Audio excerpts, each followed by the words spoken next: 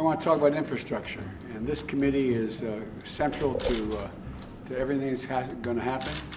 I've been around long enough, and Tom and Jim and all of us, that used to be that infrastructure wasn't a Democrat or Republican issue. There are not many Republican or Democratic roads and bridges and so on. So we're going to talk about infrastructure, and here I want to hear what's on the minds of my colleagues here. And we're going to see what we can put together. Hello everybody, welcome back to my channel. Now this is your stimulus check update and stimulus package update. Remember that next week I'll be announcing several more winners. But that's if we get my channel to 60,000 subscribers. Yes folks, I'll be giving away 3 more Amazon gift cards if we get my channel to 60,000 subscribers. Remember that all you have to do is subscribe to my channel, click the notifications bell, and give this video a like. I appreciate everybody's amazing support. You guys are awesome. And remember, entering my giveaway is free. Now for your stimulus check news. Put forward and their needs and their ideas and their recommendations of how to proceed.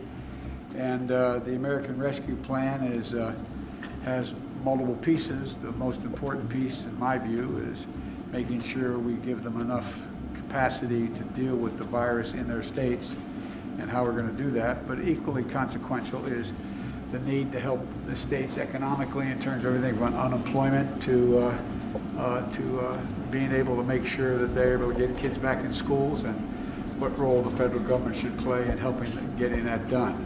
And you know, these folks are all on the front lines. They've been dealing with this crisis from day one. It's I'm not making a political statement. It's taken a while to adjust. They've been left on their own in many cases.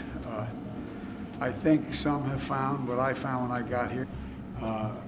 There's a number of things that are out there that the American people are looking us to step up. Again, it's not, I really, honest to God, never have thought of infrastructure as being a partisan issue.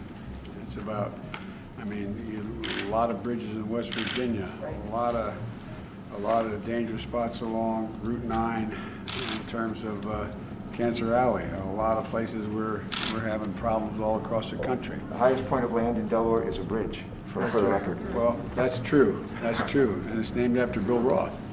My first bill. So that's right. So I tell you what, and Tom climbs up all the time. But all kidding aside, there's a lot we have to do.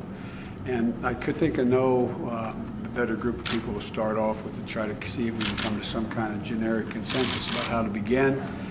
They have a lot of jurisdiction over the significant portion of the infrastructure, respond to the crisis. But I think it's, and I've said it plainly when I was running and as president, that I think the federal government has a major role to play here. But these are the folks that are on the ground dealing with it every single solitary day. And they see the pain and they see the successes when they occur. And what I really want to know about is what should the recovery plan, should we have more or less of anything in it? What do they think they need most? How to proceed? Because as I've said before, you know, governors and mayors, that's a real job. I was a senator for years. I got in a train every day and came to Washington, D.C., and I'd get asked questions by the conductors and the shoe shine guys and the ticket masters. But every single day, these folks are home. Every single day, they're meeting with their constituents. We're down here in Washington, and we meet with them. I don't mean to belittle them at all, but it's not the same as being on the ground. They're going to invest a lot of money. They're investing billions of dollars in dealing with a whole range of issues that relate to transportation, the environment, and a whole range of other things. So we just have to step up. And so what I'm going to talk to these folks about, since they're the key committee, is how we begin this. I've laid out what I think I have to do, we should be doing. They have a plan as well within their jurisdiction.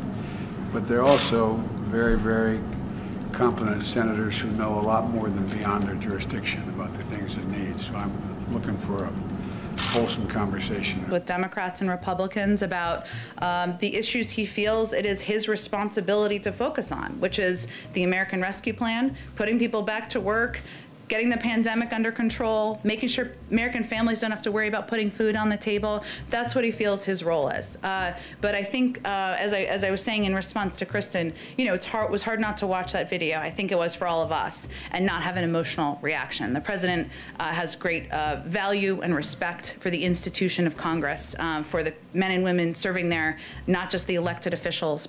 Organizing their committees to get ready for our bill that we anticipate will become law as soon as possible. The American Rescue Plan put forth by President Biden as a part of how we meet the needs of the American people. The pandemic and the economic crisis that go with it continues to be devastating to the American people. This legislation is necessary, but don't take my word for it. Yesterday, the chairman of the Federal Reserve stated that the real unemployment rate is 10%, matching the worst point in the Great Recession. In his speech, he said for recovery, fiscal policy is an essential tool for this situation. He referenced that monetary policy would not be enough. Chairman Powell played down the fears of inflation during the pandemic and noted that, in his words, inflation has been much lower and more stable over the past 3 decades than in earlier times, and that he did not expect it to accelerate in a sustained way coming out of the pandemic. As Chairman Powell said, given the number of people who have lost their jobs, the likelihood that some will struggle to find work in the pandemic economy, in the post-pandemic economy, achieving and sustaining maximum employment will require more than supportive monetary policy. It will require a society-wide commitment. Hence, the legislation that... Okay, good morning, everybody, and thank you for joining us. And I'm so proud to be joined by 2 new outstanding senators from Georgia, John Ossoff and the Reverend Raphael Warnock, who are working alongside Democrats in the Senate to deliver desperately needed COVID-19 relief back to their home state. For the first and second stimulus checks that were sent out last year, whether you're eligible for any stimulus money, hinged on whether you were considered dependent and on your adjusted gross income from your 2019 federal tax filing. Now, there are several ways that qualifications could change with a third stimulus check. Biden's proposals also include a payment of up to $1,400 for all dependents, no matter their age, to be added onto the household's total. And that means if you support an adult child, for example, you may be able to get a higher stimulus check balance in the next round, if this qualification makes it into the final bill. Thank you so much for watching, everybody.